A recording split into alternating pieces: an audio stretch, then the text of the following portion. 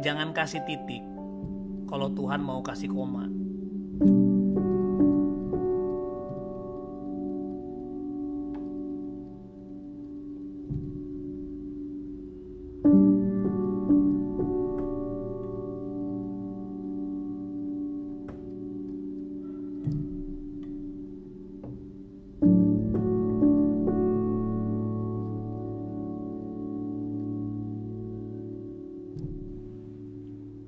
Selamat datang di program Titik Koma, sebuah program kolaborasi antara Muda untuk Indonesia dan juga Pijar TV dan akan ditayangkan di GoPlay. Dan juga program ini akan ditayangkan juga di YouTube channel di Muda TV dan juga Pijar TV.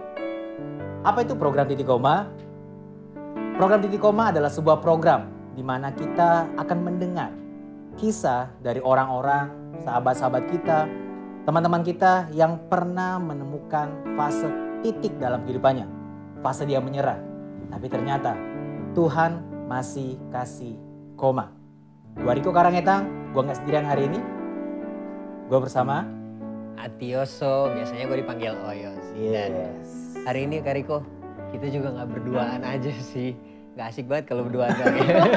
Jangan dong. Hari ini kita bakal ngobrol sama seseorang yang punya pengaruh di hidup gue sangat banyak sebenarnya. Mungkin beliau sendiri nggak tahu banyak tentang apa yang dia lakukan itu sangat mempengaruhi kehidupan gue. Tapi gue sangat terinspirasi dari kehidupannya beliau dan kita langsung sambut aja kali ya. Kita panggilnya. Aduh, kita panggil pun. Aduh. Kita panggilan. Jangan teruskan saja. Kita panggilkan. Oke, the one and only Joanna Alexandra. Biasanya aku panggil Mama Jo ya? Nggak apa-apa ya? Kita panggil Mama Jo aja ya. Mau panggil apa emang? Bunda. Aduh, jangan dong. Ibu Joanna, jangan dong. Kita panggil Mama Jo ya? Yes, ya. Karena sebagai gembala kita juga di gereja kita. Betul. Oke, Mama Jo. Senang sekali bisa ada di sini. Kursinya nyaman sekali ya. Gimana ya? Kursi kejujuran kan? Iya, ini kursi kejujuran. Keyuyuran kalau sekarang bilang. Keyujuran. Oh, baiklah. Oke, Mama Jo boleh memperkenalkan diri dulu ya. Mungkin beberapa orang, walaupun sebenarnya banyak yang tahu sih ya Joanna ini siapa. Tapi supaya abdol, supaya resmi, asik. Mama Jo mungkin memperkenalkan siapa nama Mama Jo dan juga apa aktivitasnya Mama Jo saat ini. Halo semua, aku Joanna Alexandra dan apa ya? Sekarang aktivitasnya sibuk ngurusin anak dan ngurusin kalian-kalian semua. Aduh, saya juga ya ternyata diurusin ya. Betul sekali. Sebagai gembala Mama Jo. Sebagai gembala di gereja muda. Oke nih. Sebagai Jadi, gembala. oh gembala ya. Gembala. Oh yang judul hari ini. Ya seperti apa yang kita mau bahas hari ini nih. Apa Hari tuh? ini kita tuh mau ngobrol banyak tentang dulu dugem. Ya. Sekarang bugem. Bukan bogem. Jangan dong. Dan jangan dibalik juga loh. Apa? Masa dulu bugem sekarang dugem. Karena apa? Lebih baik mantan Penjahat daripada mantan pendeta. Nah, hari ini Betul. sangat excited kita semua ya. Yes, pastinya. Kita mau denger nih Mama Jo. Ah. Kenapa sih? Kenapa banget nih? Kenapa banget Iya. dugem? Iya. Gitu. Ada apa dengan Ada dugem? apa Ada apa sebenar-benarnya dengan dugem? Apakah Anda tidak pernah dugem? Gak pernah gue. Oh Aduh, iya, nggak oke. pernah sekali ya. Gak pernah sekali. Gue gak pernah sentuh tuh tempat-tempat dugem. Nggak, karena ini kursi kejujuran, Iya. boleh silakan diceritain. Oke. Dia dulu dugem banget sih emang. Tapi semuanya memang bermula dari keluarga ya pastinya ya. Waktu aku kecil sebenarnya aku rasa aku punya masa kecil yang baik banget gitu, yang bahagia gitu, keluarga harmonis. Tapi memang pada suatu titik aku waktu itu SMP dan orang tua aku cerai. Gitu. Padahal lagi mengalami masa kecil yang bahagia, kayak aku nggak ngerasa ada apa-apa nih sama papa mama. Tiba-tiba aku harus mengetahui bahwa mereka berpisah gitu. Dan waktu itu aku umur 2 SMP, sekitar 2 SMP, dan aku merasa banget dikhianati sama orang tua. Kayak gila, selama ini mereka bohongin aku pikir mereka sayang sama aku, tapi kok mereka tega sih gini ke aku gitu. Dan aku merasa nggak disayang. Dan itu awal mula aku nggak tahu mau kemana gitu, karena aku merasa yang selama ini aku percaya di keluarga aku seperti ini, tapi ternyata bukan gitu.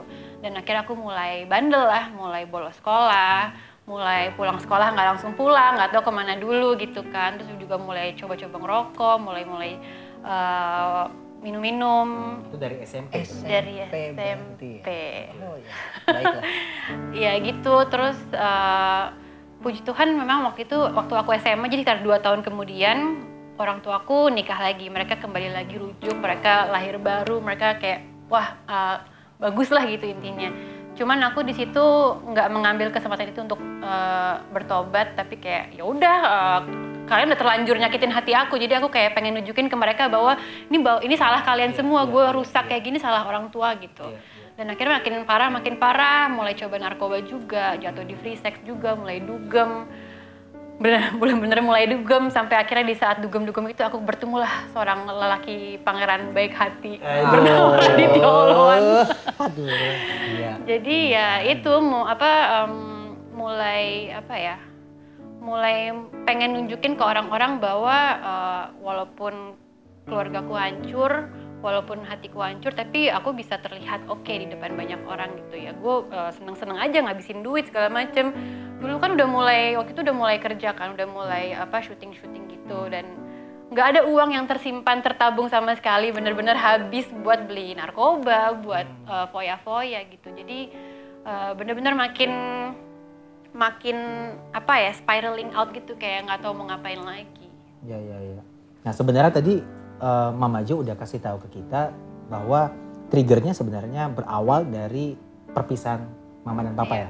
Merasa nggak disayang. Nggak merasa ya. Berarti kebohongan itu yang pertama yang Mama Jo merasakan bahwa perpisahan mereka membuat Mama Jo merasa nggak disayang. Nah ada kebohongan lain nggak sih yang Mama Jo percaya saat itu? Karena kan dalam perjalanan kan mereka rujuk kembali tuh. Iya. Tapi ternyata masih tetap dengan perilaku-perilaku yang sama. Nah kira-kira kebohongan apa yang Mama Jo percaya? Banyak kali ya. Banyak ya, boleh. Mungkin kayak aku ngerasa luka ini nggak akan ada yang bisa sembuhin gitu. Aku ngerasa kayak kalian udah terlanjur nyakitin hati aku, udah terlanjur merusak hidup aku ceritanya. Jadi kayak mau apapun yang lo lakuin, mau lo rujuk lagi, mau apa, nggak akan bisa mengubah, nggak akan bisa menyembuhkan sakit hati ini gitu. Dan dulu juga ngerasa kayak ya udah kalau memang gue rusak kayak gini, ya gue harus cari lingkungan yang rusak juga, gue harus cari pacar yang rusak juga. Pokoknya this is who I am. Dulu mikirnya gitu kan, inilah gue, lo mau terima atau enggak bodo amat gitu.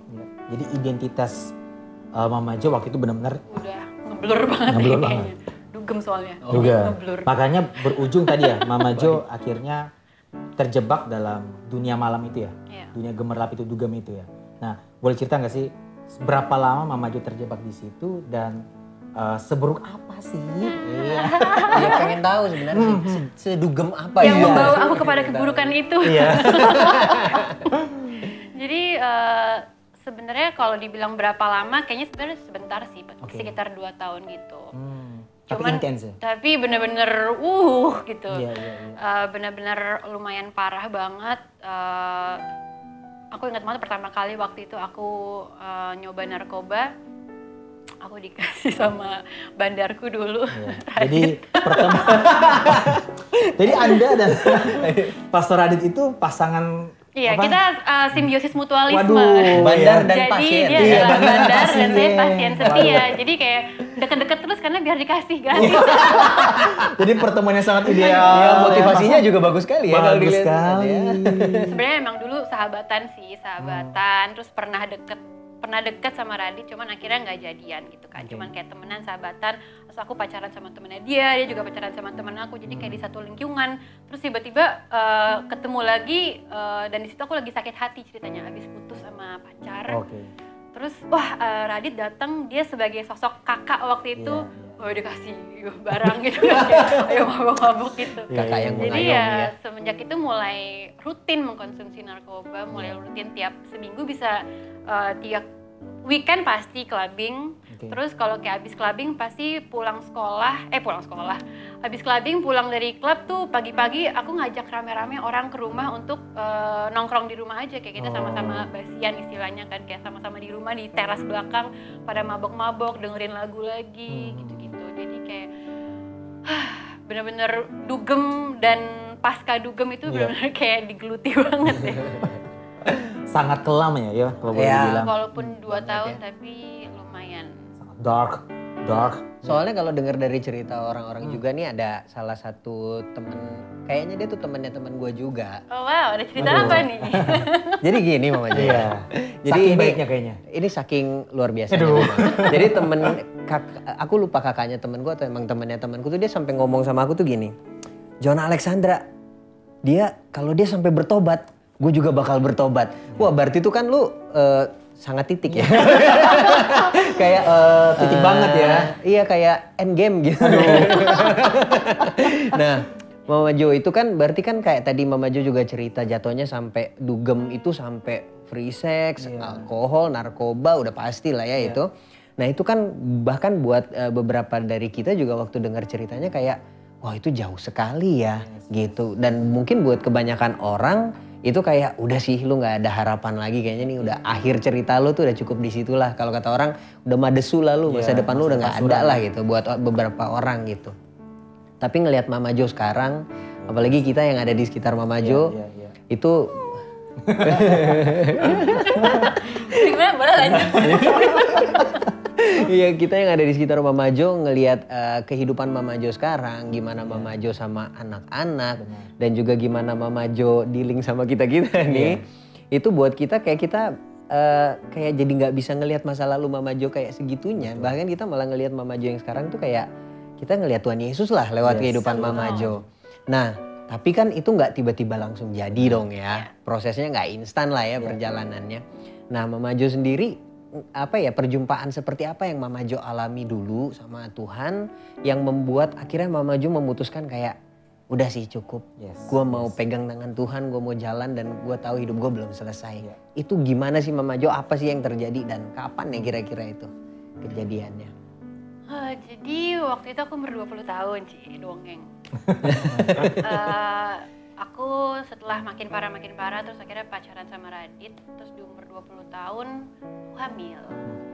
Luar nikah. Terus aku ingat banget itu dulu baru selesai promo film layar lebar aku yang kedua. Jadi kayak baru mulai karirnya baru mulai naik, tiba-tiba aku hamil. Dan ya jujur sih di otak tuh yang pertama kali terbersit adalah ya udah kita gugurin aja kandungannya gitu. Karena teman-teman aku udah ada yang ngelakuin, aku tahu dokternya di mana, aku tahu harganya berapa. Tapi entah kenapa ketunda sampai waktu itu tiba-tiba Radit nanya gitu karena umur kandungannya udah mau 3 bulan. Terus Radit nanya, gimana Jo, kita harus buat keputusan nih mau diterusin atau enggak. Terus dia bilang, kalau kamu mau nggak terusin, oke, aku temenin kamu. Tapi kalaupun kamu mau terusin, aku mau berdiri buat kamu gitu. Terus ternyata sebenarnya dia bluffing waktu itu ya. Cuman pada saat dia ngomong, aku tuh kayak kaget gitu. Wow, kok dia mau ya gitu. Karena menurut aku ini bukan sesuatu yang keputusan yang gampang untuk diambil kan. Tapi dia bilang dia mau untuk terusin gitu, Radit mau. Dan akhirnya situ aku mulai mikir dan aku merasa kalau misalnya aku gugurin terus apa, aku akan lanjutin karir aku akan lanjutin hidup aku, terus I have this ada sesuatu hal yang akan menghantui aku seumur hidup aku gitu. Nah, aku nggak mau itu terjadi dan aku nggak tahu entah kenapa tiba-tiba kayak dapat kekuatan untuk oke, aku mau ngelakuin yang benar gitu. Mungkin itu karena doa orang tua dan doa semua orang, tapi ada orang-orang yang mau berdiri buat aku dan aku merasa this is worth fighting for gitu. Dan akhirnya ya udah tanpa mikirin nanti ke depannya gimana, prosesnya seperti apa, akhirnya aku sama Radit sepakat untuk oke, kita lanjutin. Dan mulailah ngomong ke orang tua Radit, ngomong ke orang tua aku, segala macam prosesnya dilewatin dan aku amazed banget. Aku nggak nyangka kayak Tuhan tuh aku kan memang dulu keluarganya Kristen dari lahir, rajin sekolah minggu gitu. Tapi pada saat itu aku benar-benar ngerasain yang namanya penyertaan Tuhan gitu.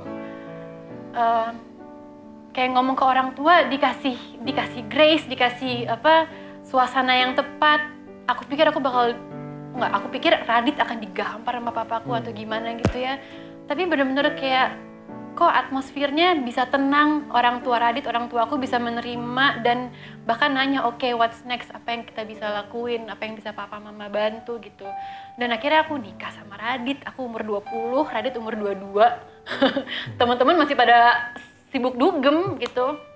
Aku akhirnya nikah dan aku dihindarkan dari publisitas buruk gitu. Aku pikir kayak, wah nanti kalau ini film gue baru keluar segala macam, ntar infotainment gimana. Enggak, pada saat itu kayak dilindungin banget sama Tuhan gitu. Dan akhirnya Zuriel lahir dan itu benar-benar kayak wow, aku punya anak di umur 20 tahun. Dan tiba-tiba aku ngerasa memang aku serahin hidup aku sama Tuhan. Aku bilang, Tuhan ini kalau emang aku mau nikah, I don't know what else to do, aku udah gak tahu, aku serahin semuanya sama Tuhan deh. Dan Tuhan benar-benar buktiin kan, dia pegang tangan aku, dia tuntun Radit.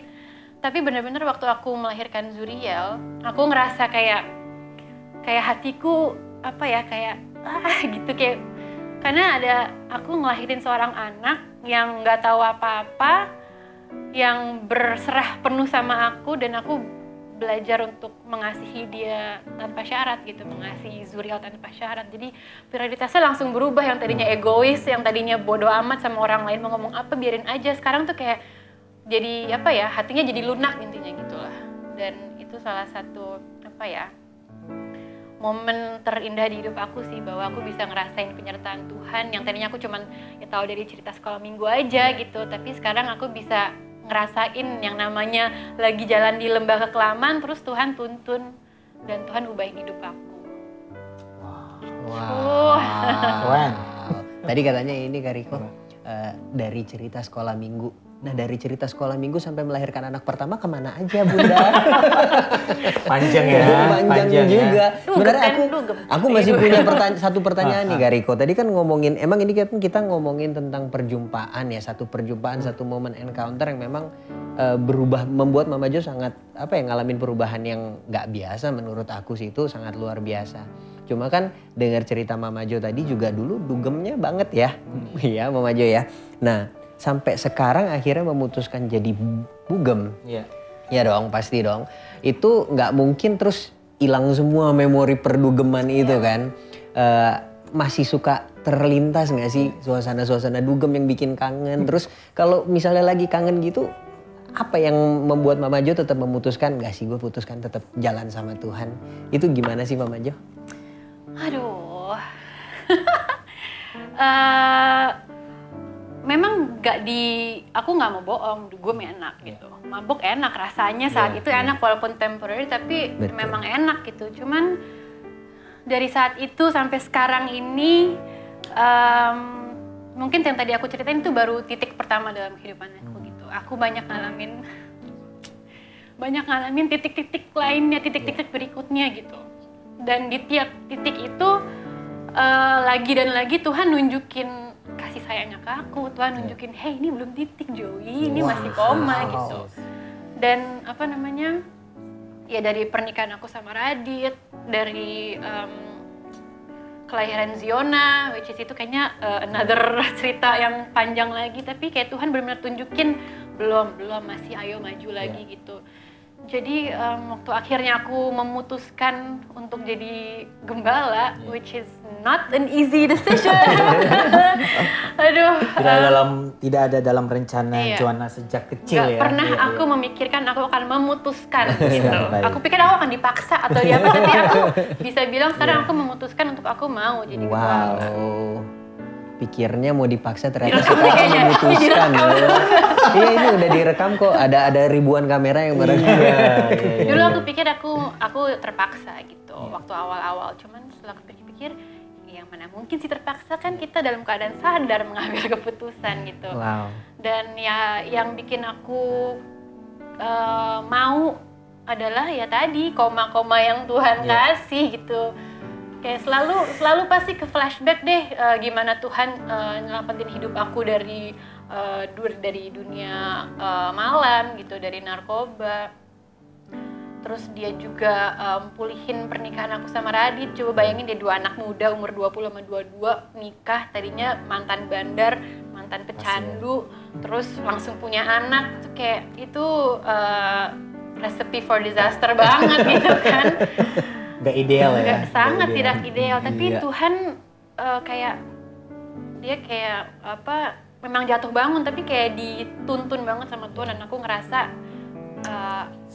aku disayang banget sama Tuhan gitu.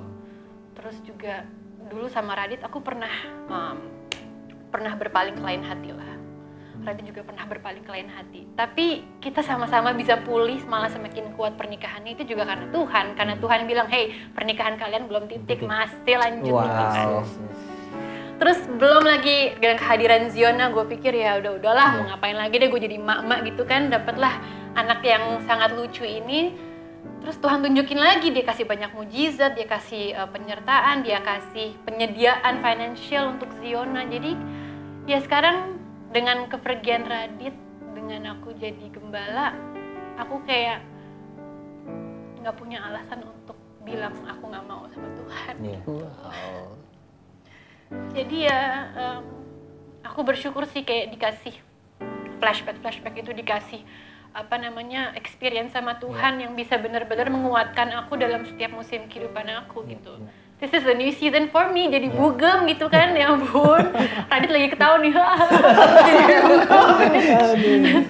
Tapi ya yang tadi aku bilang, aku nggak bisa bilang enggak sama Tuhan, karena Tuhan tunjukin lagi penyertaan Tuhan. Dan baru berapa bulan ini ya, kita ditabisin berapa bulan sih? Nggak bisa ditabisin jadi gembala, itu kan kayak baru banget. Itu aja Tuhan udah tunjukin terus gitu, bahwa it's gonna be okay, it's gonna be good, it's gonna be better gitu. Jadi ya udah deh Tuhan gitu. Walaupun dalam perjalanannya menemukan pergejolakan di dalam hati Mama Jo ya.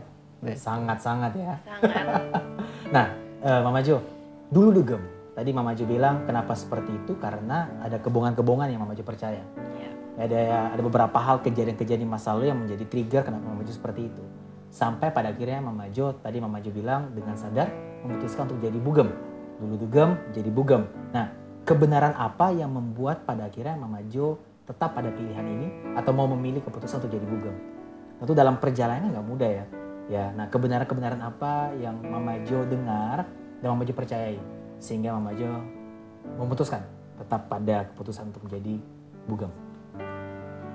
Aku percaya kalau aku adalah anak Tuhan yang disayang banget sama Tuhan. Kayaknya itu my main itu pegangan aku banget sih di saat aku merasa aku dicewakan sama Tuhan. Waktu Radit meninggal aku benar-benar merasa kayak kok Tuhan gitu sih gitu. Tapi balik lagi perasaan kayak selama ini Tuhan nunjukin banget kalau dia tuh sayang sama aku gitu. Dan itu kebenaran yang aku pegang terus, bahwa Tuhan sayang sama aku no matter what. Kayak aku ingat kayak dulu sama Zuriel gitu kan, yang kerjanya nangis-nangis, rese bangun tengah malam dan segala macam, tapi aku tetap kayak mau sayang banget sama dia gitu tanpa syarat. Itu juga aku ngerasa separah-parahnya aku marah-marah sama Tuhan tuh lagi kayak oke sayang, mau digendong-gendong sayang gitu. Jadi aku percaya banget bahwa aku disayang sama Tuhan dan aku nggak mau mengecewakan Tuhan ya. Padahal sebenarnya Tuhan juga nggak mungkin kecewa sama aku sih, tapi kayak aku pengen ikut apa yang Tuhan mau kerjain di hidup aku. Karena aku tahu Dia siapin yang terbaik buat aku. Amin. Ya udah. Ini banyak yang kita rekam ya. Iya banyak sekali. Aduh, Mama Jo. Ini Jo, apa ya? Nah, tadi ya kita tahu semua ya bahwa 6 bulan yang lalu ya kita baru kehilangan juga sebenarnya fase perpindahan season itu adalah waktu kita kehilangan gembala kita tentunya ya. Yang at least adalah suami dari Mama Jo. Bandar.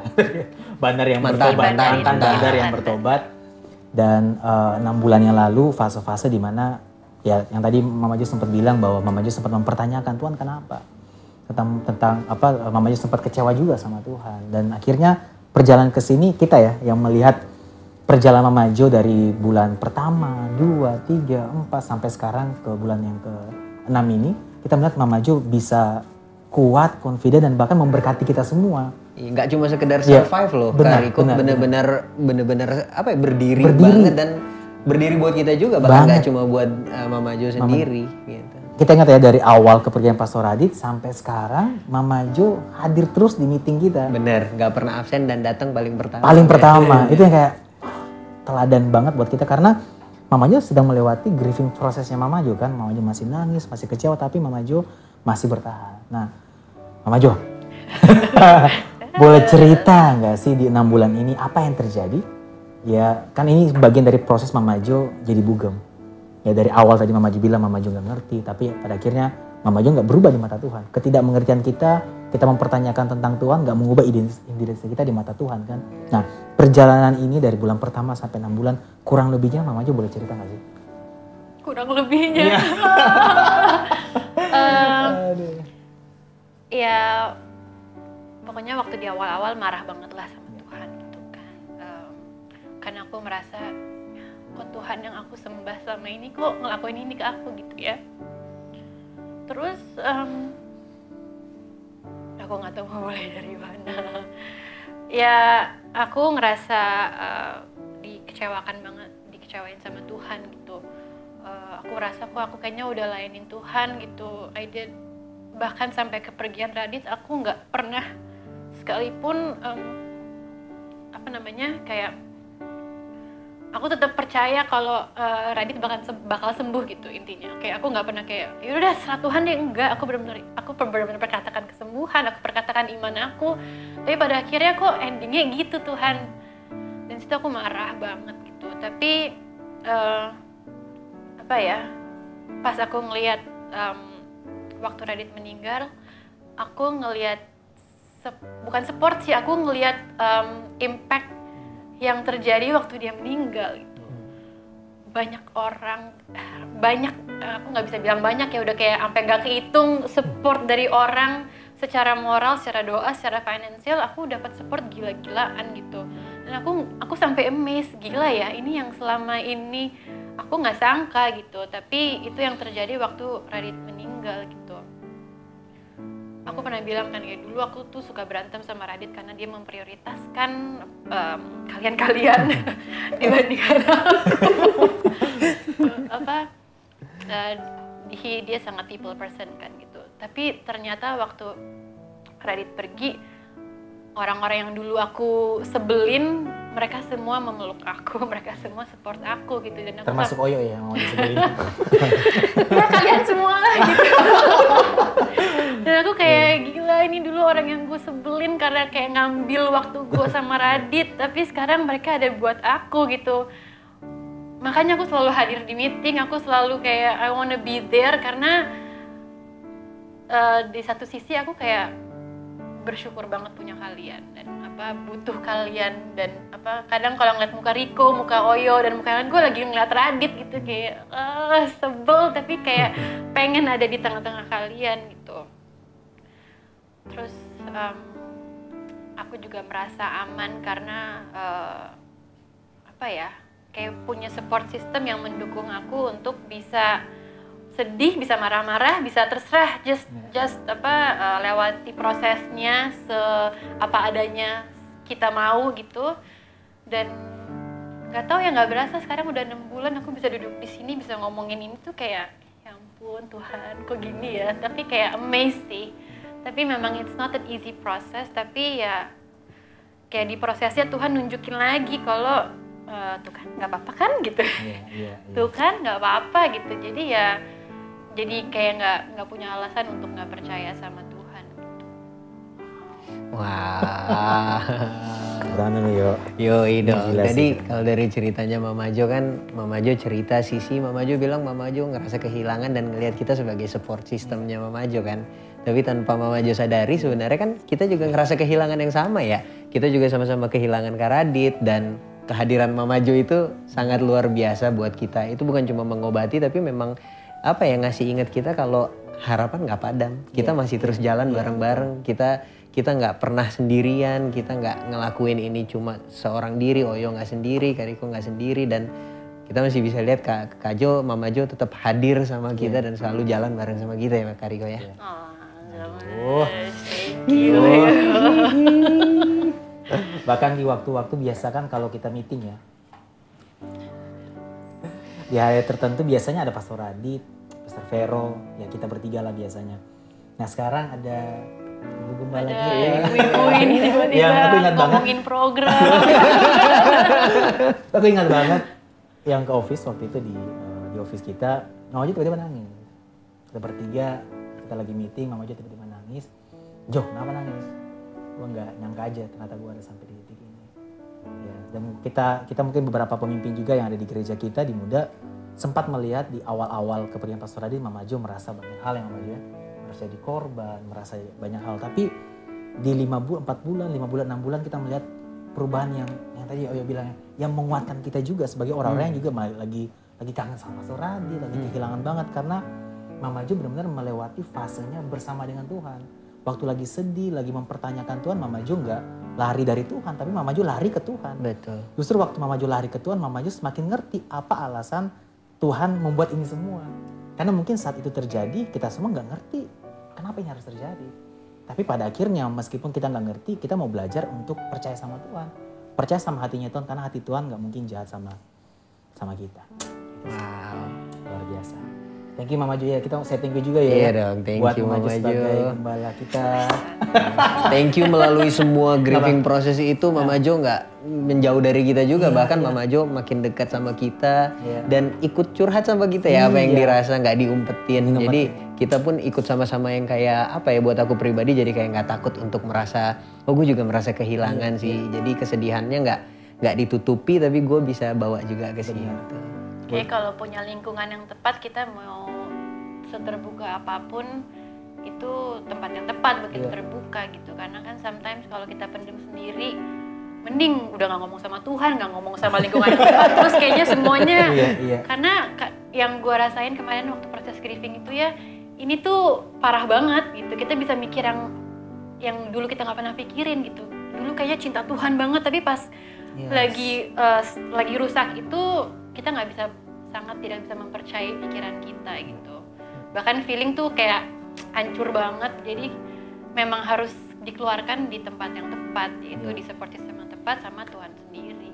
Wow, yes. Ya 6 bulan ini 6 bulan yang menarik tentunya buat kita juga sebagai orang-orang yang bersama-sama dengan Mama Jo, yang terbiasa dengan Pastor Radit. Biasanya kita meeting bercanda, tapi boleh dibilang ya, kita ini berdarah bareng ya. Berdarah bareng, pulih bareng, dan saling menguatkan bareng. Ada waktu di mana aku pribadi nggak kuat, Oyo nguatin. Ada waktu-waktu di mana Mama Jo nggak kuat, kita nguatin, pun sebaliknya. Makanya penting banget kita tetap berada dalam yang tadi ya, keluarga Tuhan ya. Kita punya support system, kita punya safety net kita. Dimana kita tahu bahwa dalam perjalanan kita ke depan, kita tahu bahwa mungkin nggak akan mudah. Kita akan melewati fase-fase yang mungkin menyakitkan, tapi adanya orang-orang yang ada di sekitar kita. Gue kalau ngomong ini ingat Pastor Radit soalnya. Oh yuk bantu dong gue. Karena kenapa Pastor Radit? Kenapa gue ingat Pastor Radit? Karena dia orang yang selalu ada ya waktu kita lagi jatuh bangun, lagi terluka. Jadi gak ada alasan juga buat kita untuk gak berdiri buat Mama Jo dan keluarga. Karena kita tahu bahwa teladan itu sudah pernah kita rasakan, pernah kita lihat.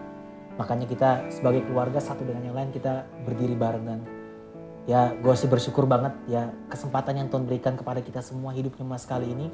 Tuhan percayakan sosok Pastor Radit dan juga istri tercinta tentu. Bugem. Yang dulunya Dugem. Tapi sekarang Bugem. Oke, daripada semakin berat suara saya, ya semakin susah ngomongnya. Mama Jo, boleh kasih mungkin encouragement atau closing statement ya? Karena kan Mama Jo melewati fase-fase yang gak mudah dan mungkin beberapa teman-teman yang menyaksikan ini sedang atau pernah mengalami fase yang Mama Jo alami. Mungkin Mama Jo boleh kasih closing statement atau encouragement buat kita semua?